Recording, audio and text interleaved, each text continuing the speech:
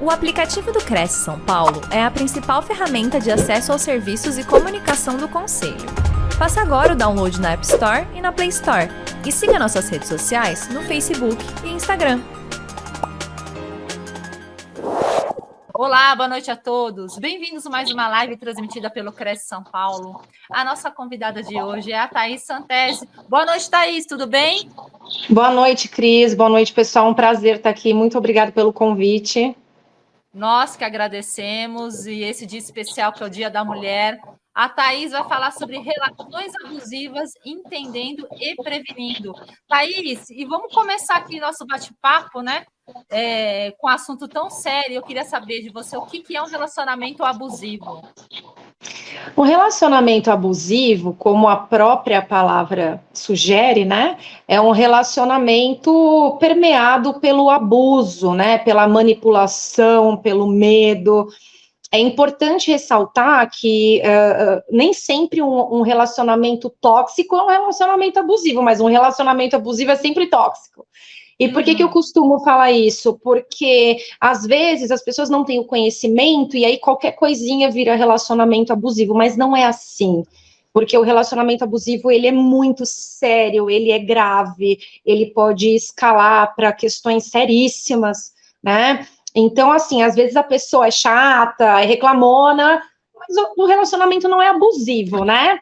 Ele é tóxico. Geralmente, isso, é tóxico, mas geralmente o relacionamento abusivo, geralmente não, né, sempre, ele é permeado pela manipulação, pelo medo, pela humilhação, né, existem vários níveis, né, então, assim, uma dica que eu sempre dou, independente se é abusivo ou se é tóxico, se você não sente que você pode ser você na relação, que você está sempre pisando em ovos, que você não está feliz, que você se sente presa, é hora de começar a rever os seus conceitos aí sobre o seu relacionamento, né?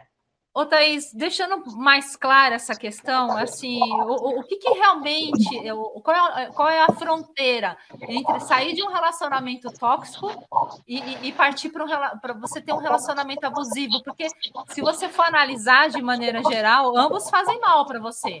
Ambos Exatamente.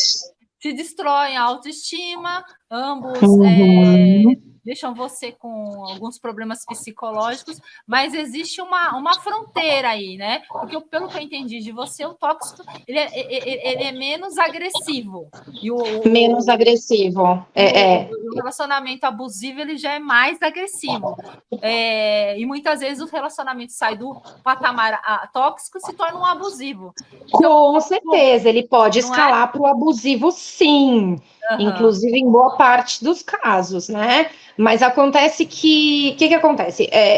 Começou a se falar muito sobre relacionamentos abusivos de um tempo para cá. Então, existem mulheres que acham que qualquer coisa é abusivo. Entendeu? Ele me traiu, então é um relacionamento abusivo. Não que isso seja bom ou que não seja grave, mas uma traição, por exemplo, não caracteriza um relacionamento abusivo. E eu já vi muitas pessoas falando que sim, e não é assim, porque quando a gente fala de relação abusiva, a gente pode escalar para violência física, pode escalar para um feminicídio, entendeu? Então, assim, é bom dar o nome correto às coisas, porque senão banaliza. Entendeu? Entendi a diferença.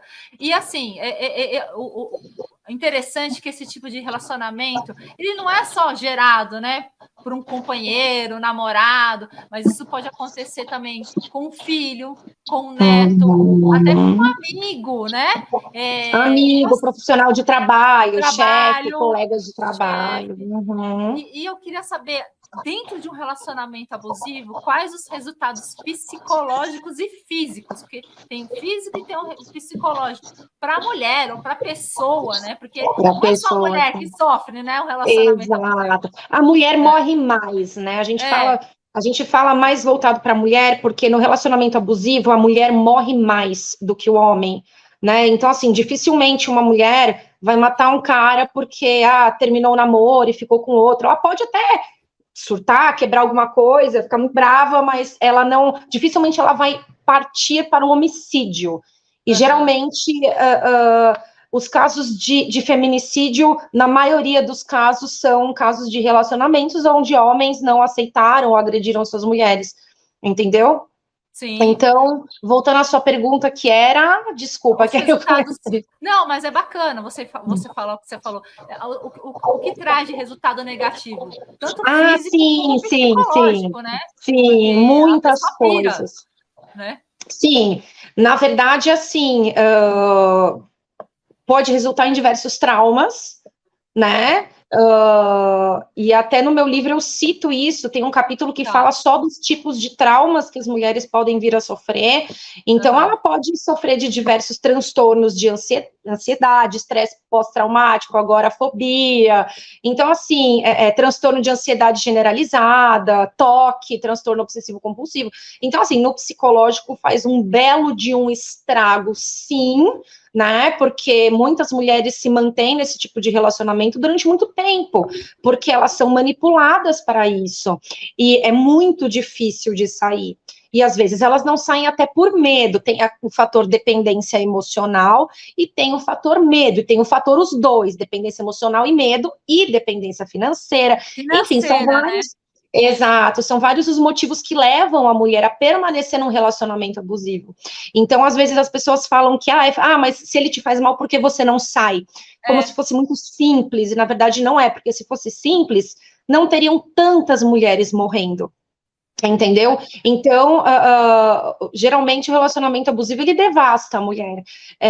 O psicológico, ela ainda consegue, muitas vezes, tratar na terapia, né? Às vezes, dependendo de como foi o ataque físico, pode ser até pior o psicológico, mas às vezes não. Porque quando parte para o físico, o próximo passo é matar. Entendeu? E uma coisa que me chamou a atenção, então existe às vezes uma demora na identificação de que você está passando por um relacionamento abusivo, porque muitas mulheres acham, eu acredito, que é normal isso que elas passam durante praticamente uma vida inteira esse tipo de relacionamento e não conseguem identificar que o relacionamento porque é o jeito dele, né? Mas ele é assim mesmo, é o jeito dele, ele é uma pessoa difícil.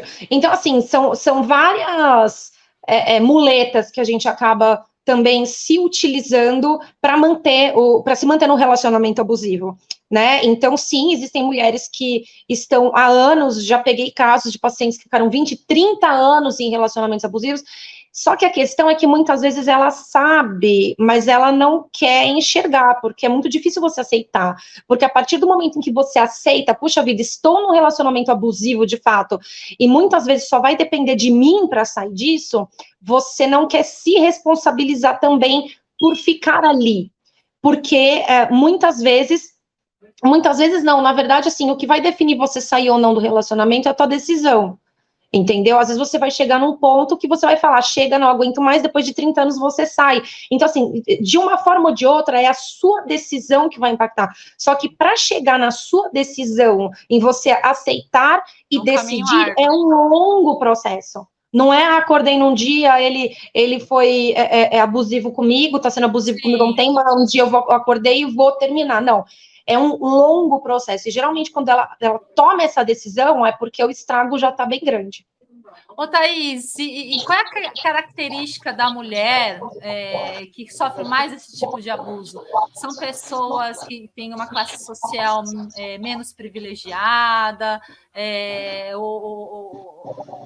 não sei, eu acho que deve ter uma característica mais predominante de quem sofre esse tipo de abuso, ou não? Olha, existem alguns dados que dizem que as mulheres negras de periferia, elas sofrem mais com a violência doméstica, né? Então, é assim, existe um dado que diz isso. Na minha experiência como terapeuta especializada em relacionamentos abusivos, e também várias matérias, estudos que eu acompanhei, não tem assim, qualquer mulher pode ser vítima disso. Eu trabalho com mulheres de classe social alta, de classe social mais vulnerável, e todas se encontram na mesma situação, da questão da dependência emocional, de não conseguir sair. Então, assim, não tem, assim, um perfil exato de vítima de relacionamento abusivo e violência doméstica. Entendeu? Eu não fiz essa pergunta aqui no roteiro, mas é uma coisa que eu vou colocar aqui. A pandemia piorou a situação? Piorou.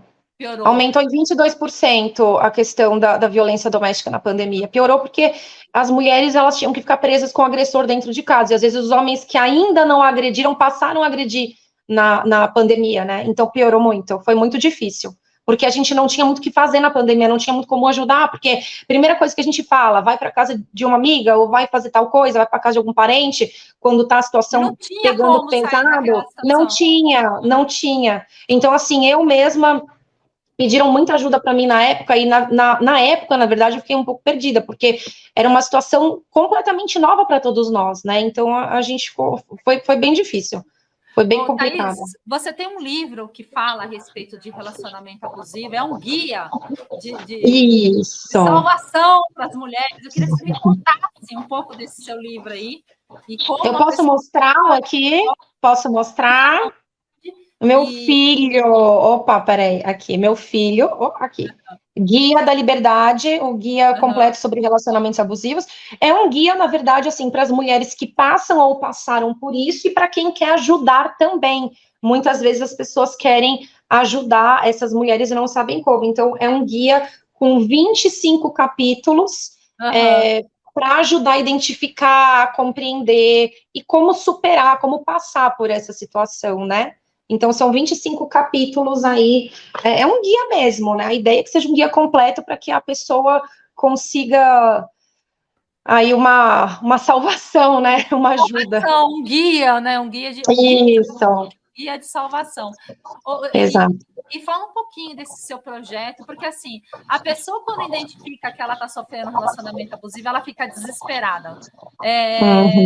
Puxa, eu tô num relacionamento que está me fazendo muito mal, o cara me bate, o cara me agride. Qual é a primeira atitude que ela tem que tomar? O que ela tem que fazer a partir desse momento que ela identifica que ela está nesse tipo de relacionamento? Olha, se for num caso assim que você está dizendo de violência física, ela precisa sair imediatamente, né? Só que o que acontece? Parece fácil falar, pega, sai, vai para a delegacia e vai fazer o boletim de ocorrência ou pedir uma medida protetiva. Parece fácil, mas não é tão fácil assim, porque o que acontece? Quando a gente está falando de agressor de mulher, muitos deles são narcisistas, muitos são psicopatas, às vezes o cara é só machista e violento, não é nem psicopata nem narcisista, mas tem outros tipos de transtornos, entendeu? Mas o que acontece? Você sempre precisa jogar xadrez com o agressor, você sempre tem que estar à frente dele. Então, você precisa de uma determinada estratégia para poder sair dessa relação, não é apenas, claro, se você está ali sendo espancada, morrendo, você tem que sair correndo para a delegacia. Mas, geralmente, quando você está num relacionamento muito longo, você conhece a personalidade dessa pessoa, sabe que é uma pessoa sádica, manipuladora, tem que ter um pouco de estratégia para você não meter os pés pelas mãos. Então, é assim, se você for para a delegacia fazer um boletim de ocorrência, beleza, mas você já sabe onde você vai ficar depois disso? Você não pode voltar para casa. Não. Entendeu? Você tem filho? Com quem que vão ficar esses filhos? Então, assim, o ideal sempre é você já ter uma noção do que você vai fazer com a tua vida antes de pegar e já denunciar direto. Porque o que acontece? Você não pode denunciar e voltar para casa. Ou encontrar o agressor, porque às vezes é a única coisa que tá faltando para esse cara te bater mais ou ele te matar. Entendeu? Então, assim, você precisa respirar e saber como que vai ser a sua vida no pós-denúncia. Sim.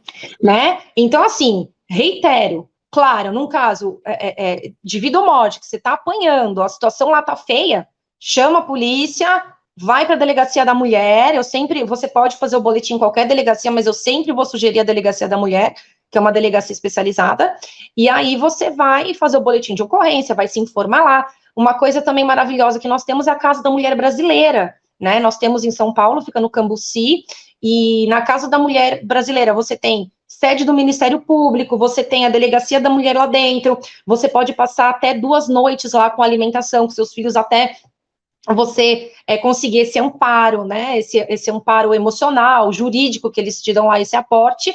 Então, assim, eu sempre indico também que se vá à Casa da Mulher Brasileira, se possível, né, se não for possível, vai na Delegacia da Mulher, e lá você faz o seu boletim, se informa e vê a possibilidade de pedir uma medida protetiva, né? E você tem um projeto chamado Bastê, né? Que oferece apoio para as pessoas, para as mulheres, né? Que passam por relacionamento abusivo. Conta um pouquinho desse projeto, como ele surgiu, o que ele faz. se as pessoas que estão sendo agredidas podem procurar esse projeto? Ele é aberto só para mulheres? Não, curiosamente não. A maioria das pacientes são mulheres, mas já atendi homens também. Mas é assim, falando um pouquinho do projeto em geral, né? Eu resolvi criá-lo em 2019 por conta de ter passado por violência doméstica. Eu fiquei 5 anos num relacionamento abusivo, onde eu sofri violência doméstica, né? E após sair desse relacionamento, após conseguir sair, me restabelecer, eu decidi ajudar essas mulheres de alguma forma, porque eu entendi que tem muitas mulheres que ainda não sabem que podem sair, né?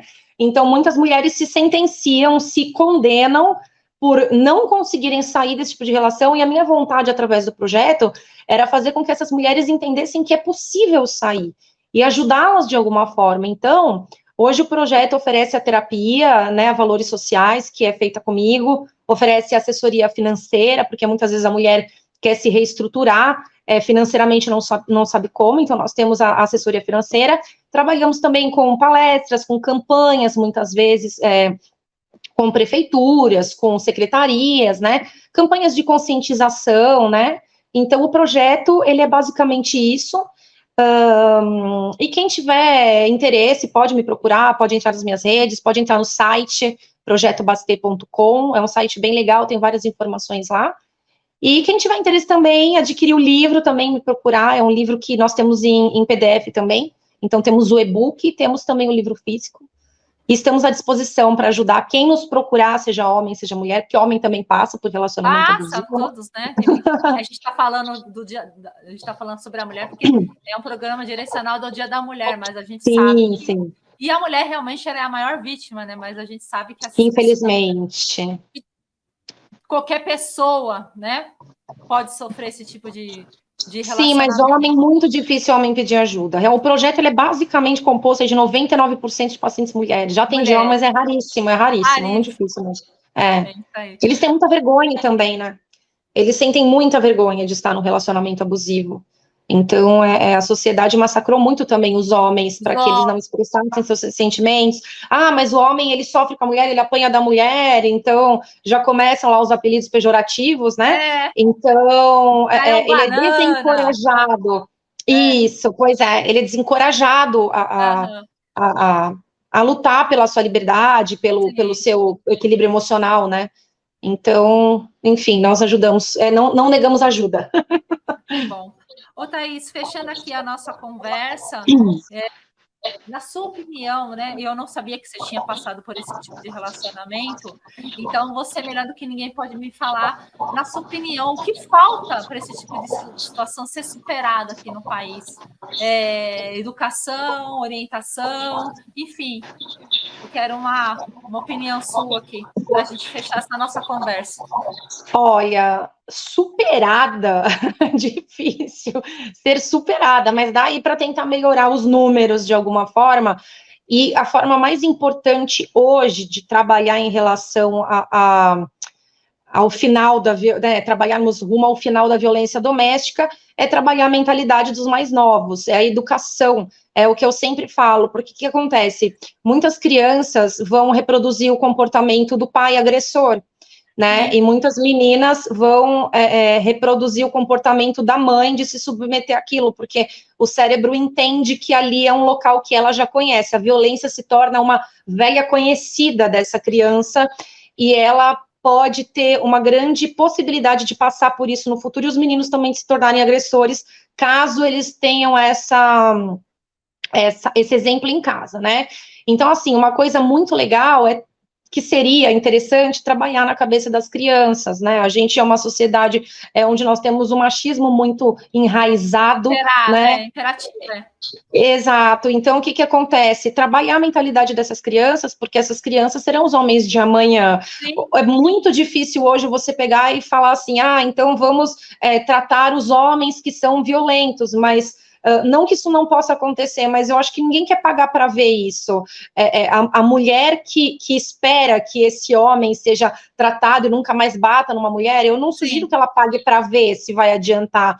Então, hoje, o trabalho maior seria trabalhar essas sementinhas que são os mais novos, para que eles compreendam a importância da igualdade de gênero, do respeito entre os gêneros, né, através de palestras nas escolas, conscientização, conversas, rodas de conversa, né, e isso porque nós estaríamos plantando a sementinha, arando o solo para plantar a sementinha, para no futuro nós termos algum tipo de resultado positivo, né, de bate-pronto, assim, a gente só conseguiria trabalhar com paliativo, né, mais suporte às mulheres, mais redes de apoio do governo. Por exemplo, o caso da mulher brasileira, temos pouquíssimas no Brasil, e elas são muito importantes, né, exatamente.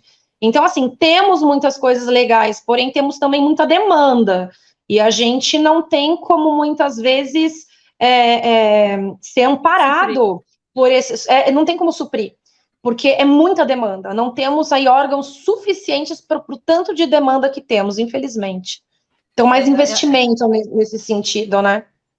É uma questão das próprias pessoas, das próprias crianças, é uma cadeia, né? Que sempre viveram num ambiente tóxico, violento, e vai passando de filho para filho, de geração para geração. É uma coisa que precisa ser cortada, na verdade, né? E é até interessante você ter falado isso, porque, por exemplo, quando eu atendo essas mulheres, e aí quando a gente começa a questionar, né, e fundo, a gente vê que o agressor dela sofria violência já do pai, e aí você vai vendo que é um troço de gerações.